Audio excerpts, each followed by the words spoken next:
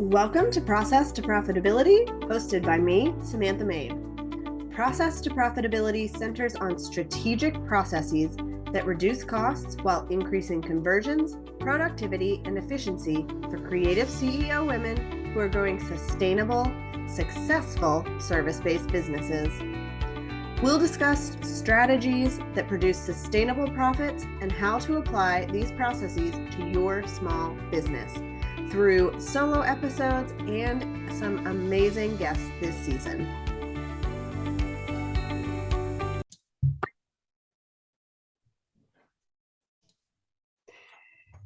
I am so excited about today's episode. I'm talking with Maddie Peschong about pivoting in your business, and we go through her journey to really build a profitable business that also serves her family and the life that she wants to build.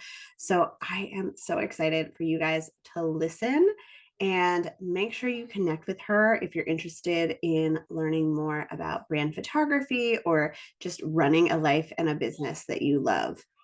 Maddie Peschong is a branding photographer and coach who is obsessed with teaching creative entrepreneurs how to build a profitable business by them being themselves.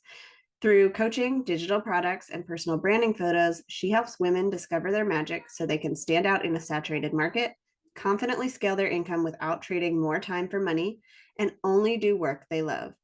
She is the leader of the Confident Creative Mastermind, host of the Take It Personally podcast, and founder of the Whitespace Studio in Sioux Falls, South Dakota, a place where creatives can design, dream, and collaborate while developing their own irresistible brands.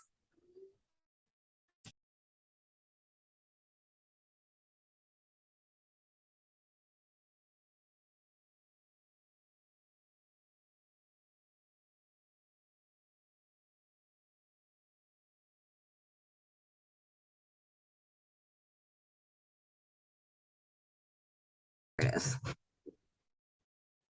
Hi, Maddie. Thanks for joining me today. Hello, thank you for having me. So let's get started by having you introduce yourself and share your journey to profitability in your business and kind of how you serve your clients. Yeah, absolutely. So my name is Maddie Peschong. I'm a brand photographer based in Sioux Falls, South Dakota. I've been a photographer for about 10 years. And in the last 5 years, I have kind of slowly been pivoting into brand photography. I now only shoot brand photography. It's the only thing I advertise, the only thing I do, but it's taken time to get there. I when I used to shoot, weddings and portraits and just kind of was figuring out what I wanted to do, I thought it was really interesting that I had a lot of friends who very much loved different niches of photography. Like I had friends who, would say I could shoot a wedding every weekend and not get sick of it, or I could work with little kids every single evening and like I would never tire of it. And I was always like, wow, that's not my journey. Like I really like photography. I love owning a business, but this isn't the end game for me. Like I need to dig a little bit more. My background is in marketing, specifically social media marketing. And so up until about 5 years ago, I always had a day job along with photography.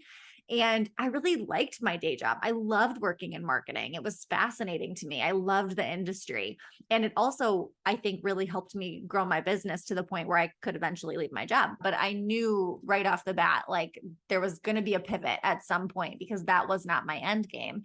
And one of my favorite parts about weddings was actually sharing the photos that I took with other vendors. So sharing with the wedding planner or the venue owner, the person who did the stationery, that was more fulfilling to me than sending the wedding photos to the bride, honestly. I loved that I could send photos to a business owner and like help them with their marketing. And around the same time, I also started sharing a bit more of myself online. So handing my camera to my husband and saying like, here, take this photo. I'm going to take a headshot of myself and share it on social media. And other photographers who were friends of mine started to notice and they said, hey, could you do this kind of photography for me? Like, I want to start doing this on my brand page as well. And at the time, I I didn't know that that was called personal brand photography. Like I had no idea. I just knew I liked it. And then once I realized it was an entire industry, I was like, okay, this is it. This is the thing. This combines all the things I love.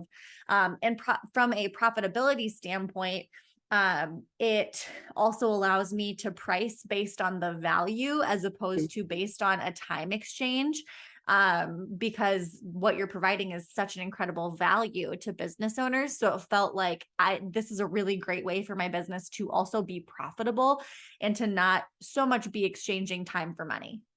Yeah, because even in the weddings, like there is value there, but people are looking at how many hours can I get for how much money when they're trying to decide who to go with.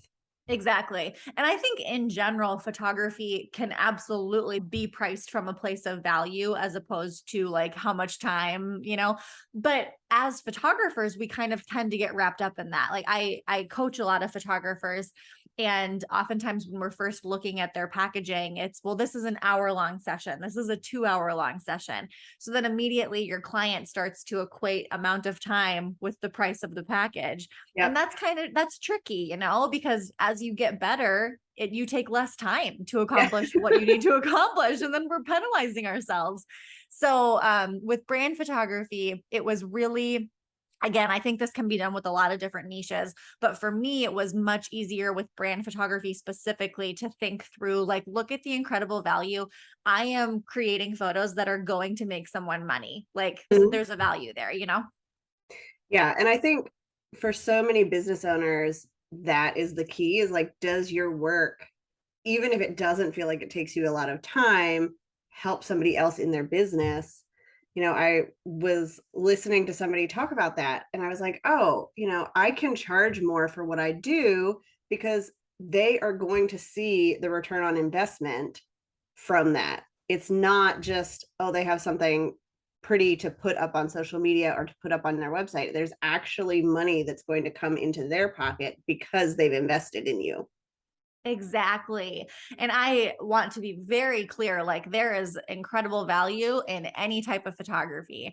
The value being like, these are pretty photos to put on my wall. That's still incredible value, you know? But the thing that I love about brand photography is that it's pretty with a purpose. Like it really does impact a business. And for me, I think that's why this industry has felt so fulfilling as opposed to other things that again are really great for other people, but I just never felt that fulfillment, you know? And so this to me is really where I'm supposed to be.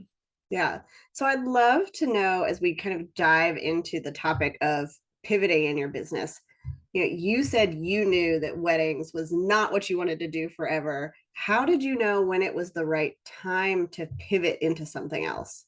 Yeah, I think I was always really open to the idea of pivoting because really early on, I realized that like my business was absolutely growing with me. I started it when I was still in college. And so when I first started shooting, I was, you know, working with like friends and family and shooting portrait sessions, and then pretty quickly pivoted into senior photography.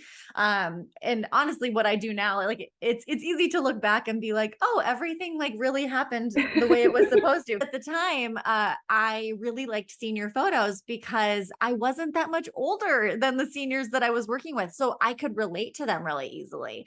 But then as I got older and further away from that milestone, it was a lot more difficult for me to relate, and that was when I started moving into like engagement and weddings. I realized pretty quickly, even though it made me uncomfortable to be like, well, I said that I was a senior photographer and now I'm not a senior, like now I don't want to be. Is it okay to change my mind? I still had those thoughts. It was definitely uncomfortable, but I think I realized pretty quickly that like this business is going to evolve. And if I'm like, you know, holding on and like not letting it evolve, I'm probably just like throttling potential growth. Yeah, that makes so much sense. I don't think seniors are going to want the 50-year-old taking their Yeah. pictures. Like they could go to Target or J.C. Penney's studio. I don't even know if those studios existed, but like that's what we did. And it didn't matter who your photographer was because you were just sitting in front of a background. But now the personality is so important and building that connection. Yeah, absolutely. And so that was a big piece of it for me. It was like the people that I can relate to. And I mean, I feel like I will be doing brand photography for the foreseeable future. But who knows, it's easy for me to relate to people who are building brands and who are building businesses because I'm doing the same thing and I have done that. But there may be a time when that's not something that I relate to as much, and so I might pivot again. I don't really see that happening, but I mean, who knows? I didn't see a lot of this happening. All a journey.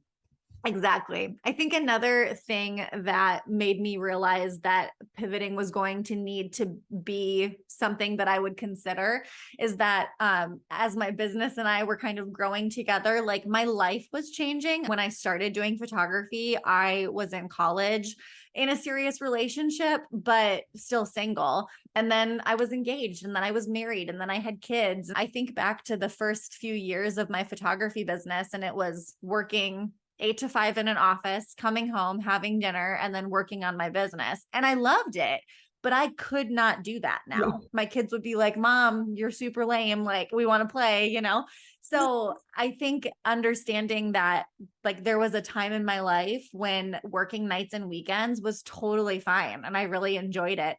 Now, my priority is to be done working by like 4 o'clock. And so I need something that works with that. Yeah, my story is very similar. I started my business before my son was born. So now it's like I can't imagine being on, social media in front of the TV all night long trying to engage with people No. because I've got other stuff to do. And I think so many business owners are in that space of I want my life priorities to come before just making money in the business. And they should. That's why so many of us, leave our day jobs so we can pursue business full time. Like we want that flexibility, but it's really easy to just hustle, hustle, hustle, and then kind of realize, like, oh crap, I'm building something that actually does not align with my values and boundaries at all. How has finding a niche been really important in your business, and why is that important for others as well? Because I know some photographers who will do anything that comes along. Any industry, you could do everything or you can really niche down. So why has that been important? That was me for a long time. I fought the niche thing. And there are still parts of my business where I fight the niche. Like now on the coaching side of my business, I'm having that discussion. And my business coach has had to remind me every time that you have niched, you have grown. And I'm like, yeah, you're right. But it's hard, right? Like it feels like we're saying no to money, to opportunity. For me, it has given me so much clarity. And I think that that's what niching does. Like we think that it's saying no and setting boundaries, and that's some of it. But in a lot of ways, niching is more for clarity of your own marketing and messaging than it is for your people. I think what has been really interesting about my journey with finding a niche in business is that I got 2 inquiries last week from people who like I know quite well who asked about family photos. And I was like, I haven't done family photos in like 5 years. I don't post family photos, but people who are not in this industry, they just see photographer. Like they Mhm. don't see brand photographer. They don't see any of that. And so for me, it's just been a lot more clarity on like when I'm creating content, when I am marketing my business, I have so much more clarity on who I'm speaking to, who that ideal audience is. But for those who are curious about niching, but it makes them uncomfortable or nervous, you could do, I mean, essentially what I did was like a really slow burn. And when you're taking things like weddings, you've got some serious lead time Yeah. before you're like done, you know? So the last wedding that I shot was actually 13 months ago. It wasn't that long ago. And I've been niched in brand photography for, like I said, coming up on about 5 years or so, but I was still shooting other stuff. I just wasn't advertising it. I slowly took it off of my website. I took it out of my messaging, but I continued to get those inquiries. And if I was in kind of a dry spell with brand photography, I'd take them. I'll do your family photos to pay my bills for a while as I kind of figure this out. And I think that that's something no one talks about. It's like it needs to be this clear break of like, okay, now you're in a niche and you can't do anything else. No, it's just more about your messaging. You can still continue to do whatever you want to do. Yeah, that's so helpful. And I think, when I learned about niching down instead of offering everything, because when I started, it was like, I'll do your branding, your wedding invitations, like your website, anything you can possibly send my way. And I felt like niching was I only serve wedding photographers who need a website on this specific platform. And it doesn't have to be like that specific. It's more around like, what do you want to offer? What are their values? Because I'm sure you have people in lots of different industries that need brand photography. So it's not just I serve photographers who need photography. Yeah, I think that that's a really good point. And there, once you're kind of comfortable in that niche, I think certainly what I have found is that it's still a much wider net than I thought it was. I am a brand photographer. That actually encompasses a lot. Do marketing photography for commercial businesses. So, like a law firm, a dentist's office. I do headshot photography. I do personal brand photography, which is my favorite. I do product photography. So there's actually quite a few different things within brand photography. And I've even considered like, what would it look like to just do personal brand photography? And again, it can be a slow burn. You can kind of figure it out as you go. For people who are looking at niching and thinking like, oh, I want the variety, I still feel like I have a lot of variety. But again, I'm so clear on who I'm speaking to. And when marketing is such a big part of bringing in leads for a small business, like that's really important. And so Yeah. I'm thankful to have that. So, what are some, or can you give us some examples of niches that you've seen work, whether they're a little bit broader, just like brand photography, or if they're really specific into something, especially as you've been coaching photographers? Yeah, that is a really good question. I think that so brand photography certainly I really think that if you're feeling pulled to a certain niche, even if it feels really specific, there's probably a reason for that. Maybe it was a niche that like has helped you in the past or that you're really passionate about. And so I think that if it's done well and if it's done with integrity, just about any niche can be successful. I've seen, people who specialize, I'll speak specifically about photography, but I've seen people who specialize specifically in family photography, and they've built this incredible brand where they can charge like $1,500 for a family photography session. And that's all they offer. And they make, a full-time income from that. I've seen the same with boudoir photography, with brand photography. So I think especially in the realm of photography, we really like to think like weddings are the best way to Yeah. make the most money. And that's just not true. There's things that have to be in place to make sure that you can charge like those high-end prices, but you can absolutely do it. My business coach does niching a little bit differently. She does not serve a certain industry. She serves a certain type of person, I guess. So her business is specifically for like women who consider themselves spiritual entrepreneurs who want to build a business like based in intuition. But she works with me as a photographer. She works with people who do who are like very woo and into like crystals and Reiki and that sort of thing. She works with nutritionists. So she's not in one particular industry. Her common thread is spirituality. And so I think that niching can be done a lot of different ways. Yeah, that makes so much sense. And, like you said, it helps clarify your marketing.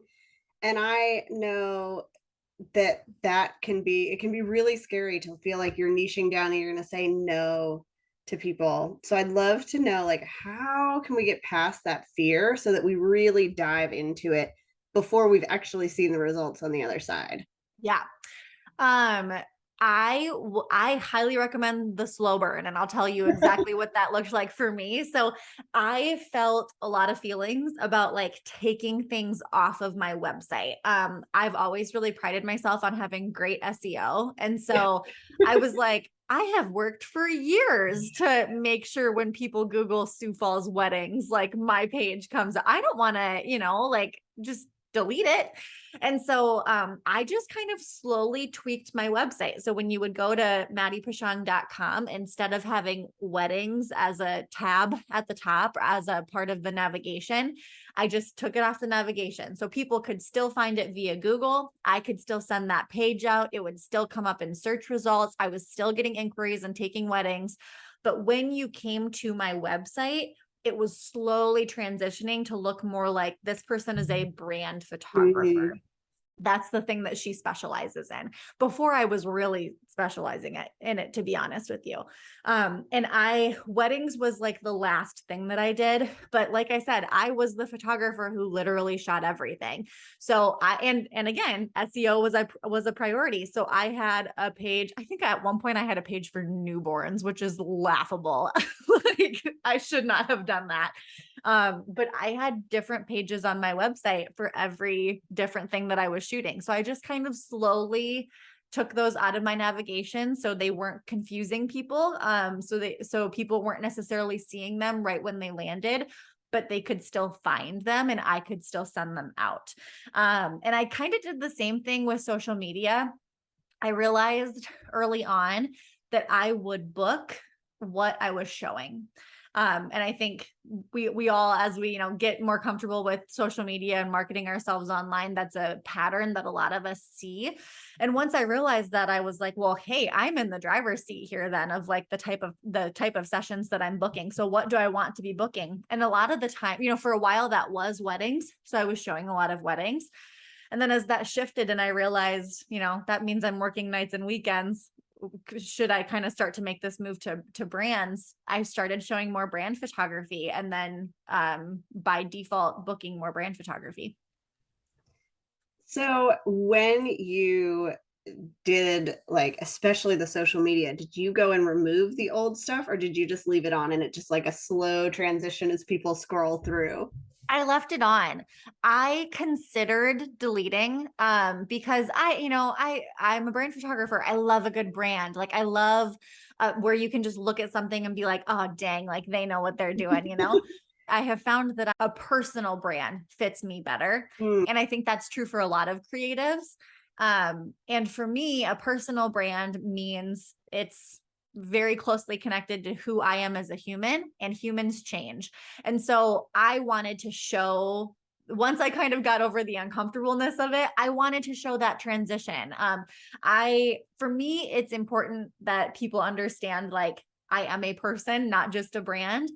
So I wanted to show that imperfection and I wanted to show that journey. And also realizing that probably people were not as obsessed with what I looked like online as I was, giving myself the freedom to just like chill out a little bit and have the space to play and know that the majority of people are not going through my content with the fine tooth comb being like, she posted a wedding 6 months ago. What's going on here? Yeah, that's great advice. And it's so much easier to pivot, whether it's niching down or like trying something new, adding a new service, when it's a personal brand as opposed Totally. to like a bigger company, because people know like this is just what I'm trying out.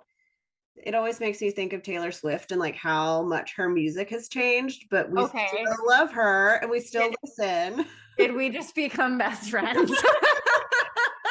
I have said that so many times. I'm like, you want to see like the evolution of an incredible personal brand? It is our Queen Taylor Swift. Like Yes. truly, like I completely agree with you. As she changes, and as she kind of like goes through different stages of her life, from like a 16-year-old to now a 32-year-old, her brand has changed and we're obsessed with it. But you're spot on. And I think having a personal brand has allowed me in the past couple of years, like I've opened a photography studio that I rent out to other photographers.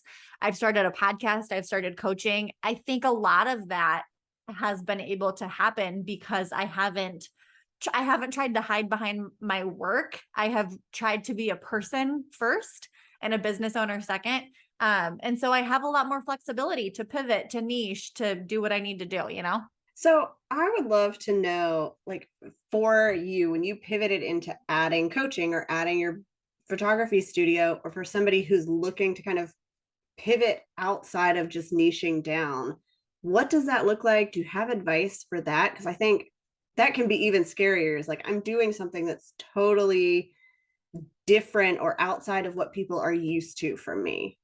Yeah. Yeah, it is scary. Totally. When we opened the studio, that was nerve-wracking because it was a business model that existed in other markets, but not really in ours. But for me, and I think this is the advice that I would give, I saw a need. And so I think it's just being aware of the needs that you're seeing specifically in your community. The area that I live in, there are so many photographers here, and it is cold 9 months of the year. Like we don't have a lot of options in South Dakota. Like it's a really good 3 months, and then it's like, blizzarding. So that the space to be able to do your work and to be creative and to meet with clients and to have a level of professionalism, like those spaces didn't exist. And I found myself needing that in my business. And I think anytime that I find myself needing something, it has become kind of automatic to say, like, I wonder if other people need this too. And that's how the studio came about. And coaching was similar. I had kind of by happenstance found a business coach who I still work with today. And working with her and being in her group program it changed my life. It changed my business. Like, it was so impactful. And same thing there. I started thinking, like, well, are there things that I know and things that I could teach that could help people, and that could make an impact? What could that look like? I think it's just being really aware of like the people that you serve, really knowing them quite intimately and understanding what their struggles are, and figuring out, if there are ways that you can help solve those problems. And if you can do that in a way that feels connected to your brand, to me, that's like the Venn diagram where the fireworks go off. You know what I mean? Like, if you can figure out a way to help people, and it also is like a passion of yours in some capacity, that's magic. Yeah. And do you still keep all of that like on your same brand, or does the studio and the coaching have kind of separate Instagram, separate website? So where I have landed is I have my Maddie Peschong Instagram website, and it's pretty all encompassing of the majority of things that I do. It definitely houses all the photography and all of the coaching. It's pretty closely related to the podcast, but the Mhm. podcast, which is called Take It Personally, I do have a separate account for that. White space, for me, a big differentiator is if the brand that you're building has like a storefront, a physical location. To me, again, for me, that is kind of a indicator that it will probably need Mhm. its own profile. And so that was essentially what I did with white space. And I still talk about it on my page. I'm still connected to it. I think probably people know that white space is mine. But it does have its own account. And on the white space account, just from a like content strategy perspective, it's a lot of user generated content. So I'm not doing a whole lot of creating. I'm really wanting to create a community and share other people's work. And because the studio is not somebody working directly with you, it makes sense that that's like a separate thing. It can grow Yes. outside of you. You don't have to be involved. Whereas if somebody's hiring you for photography or coaching, they're going to be seeing your face, they're going to be working with you and interacting directly with you. Exactly. Yeah. And it's been really interesting to grow something like white space that is connected to my personal brand, but also stands on its own. Because I think at this point, I've worked really hard to have a personal brand, like a successful personal brand. And I should say I attribute a lot of my success to that. But white space, it's connected to me, but it does kind of stand on its own. And so it hasn't, whereas other things that I have launched, I think have been successful quicker because it's very clearly connected to my brand. White space has been slow, like it's been slower to grow. I think honestly, because like people don't really care who I am. They just are curious about the space. Yeah. Can you share some of your processes that you use to really, especially if you've done all of this and you've become more profitable, like what are the main processes you have in place to help you with your business? I live and die by my CRM. I use Dubsado but I'm a big believer in just having a CRM that works for you. Like people love to get caught up in Honeybook versus Dubsado versus whatever. Pick the one that works best for you and go all in, because they're quite similar. And no matter what CRM you use, it's going to take some work to get it up and running. But don't try and breeze past that. Like that foundational stuff is really important. So Dubsado is what I use to send all of my contracts, my invoices. I have workflows set up. I am often booking clients weeks and months in advance.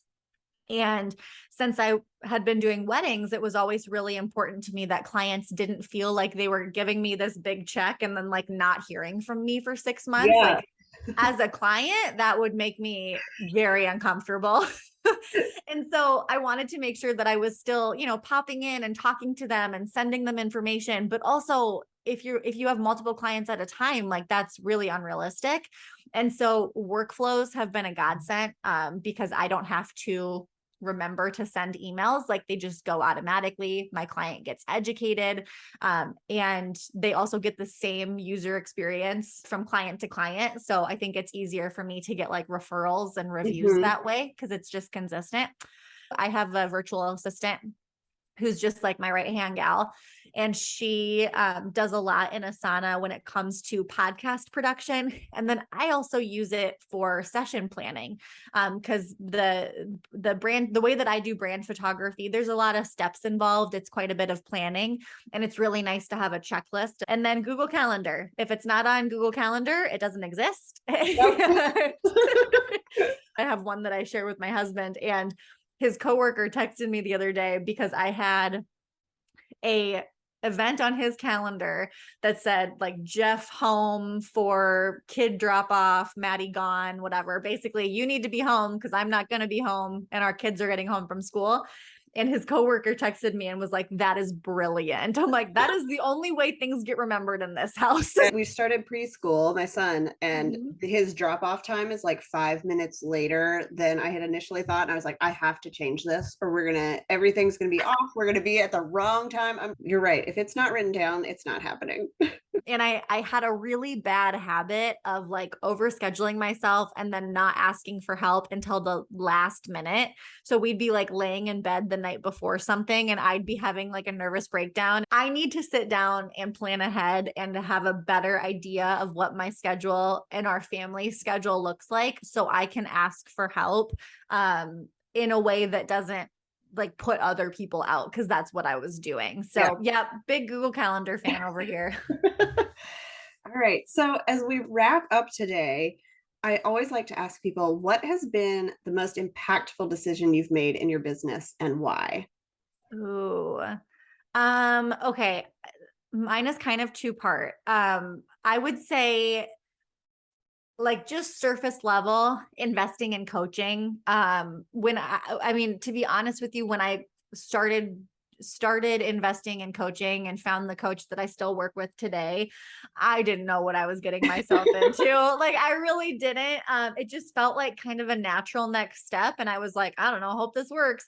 And it did work. It's been extremely impactful. Being able to work with someone who has kind of gone before me and can offer insight and help me get places faster. And one of the things that I have learned from her is, and this is the second part, is to listen to myself, like to trust my intuition, to trust my gut. I think that that's really hard to do in business, especially in creative fields where, you log on Instagram and you see all these different businesses doing all these different things and we get distracted. And so to be able to come back to that center point of like, but what do I want? What kind of a business am I building? What are my boundaries and priorities, and building something from there? It's an exercise every single day, but that has been really profound for my business, definitely. I love that. When did you start working with your coach? In like how far along in your business? It was 2018 or 2019. And I started doing photography in 2012, but very much as a side hustle for quite a few years. I've just kind of continued to invest more and more in her. I started with like a group type program. Then I did more one-on-one with her. And now I do quite a bit of one-on-one type stuff with her because that's just the point that I am at. That's what works really well for me right now. Yeah. And I think it's important for people to hear, like, you found a person that really resonated with you and your business and you've stuck with them. Definitely. Yeah. I mean, when I first decided to invest in my business, as we say, I think I set aside a budget of like $3,000. And that was, I was coming from corporate America. And so that was more from a place of like, I bet I could go to a really cool conference, stay in a Mhm. bougie hotel, like for $3,000, like for sure I can do that. And then I decided to do coaching instead. And now like that number that I invest every year is substantially more, but also so is my revenue, so is my Right. profitability, so it makes sense that your investment changes. And is that uncomfortable? And you've seen the increase in your profitability in your business to say this decision makes sense, even though if I didn't spend it, maybe I might bring home more money, but like long term, I'm looking for growth. Exactly. Yep.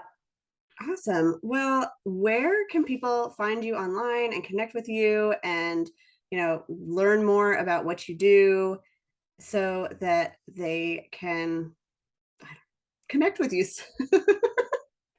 Yes, I spend way too much time on Instagram, so that's my go-to. You can find me. My handle pretty much everywhere is at Maddie Peschong. That's my website too, maddiepeschong.com. And yeah, I'm really active on Instagram. I always, I think sometimes people, and I'm the same way, I get nervous about like sending DMs or anything like that if they want to connect with someone. I love DMs. Like DMs are my favorite. So never feel like you can't chat with me. That's my favorite like way to connect in this virtual world that we live in. And then there's lots of resources on my website if you're interested in pursuing a personal brand or specifically personal brand photography. I would love to chat with you. Awesome. Well, thank you so much for joining me today. Thank you for having me. This was a wonderful conversation. Thanks so much for listening to this episode. Make sure you check out all the links in the show notes to connect with Maddie. And I would love to know, what has your process to profitability been like? Have you niched down in your business or perhaps pivoted into something else?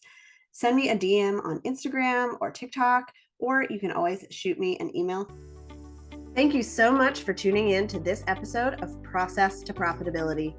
I'd love it if you would leave a rating and review on Apple Podcasts to help others find the show, and send me a message to let me know, what is your process to profitability? You can connect with me on my website at lemonandthesea.com or on Instagram and TikTok at lemonandthesea.